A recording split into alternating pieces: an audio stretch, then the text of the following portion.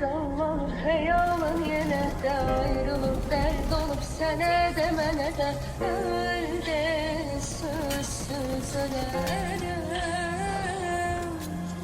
Ağlama ağlama yazar sevinler anam eşi de gel yüzüne. Ağlama bu hasretin karşısına.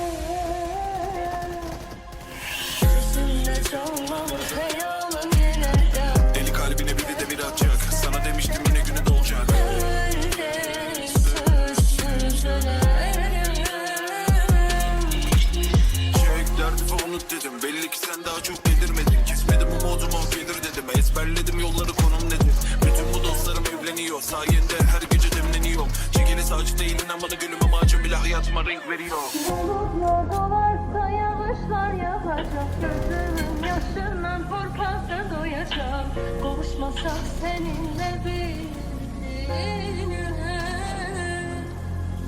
Bulutlar dolarsa yağışlar yağacak. Gözümün yaşından korkakta doyacağım. Kavuşmasak seninle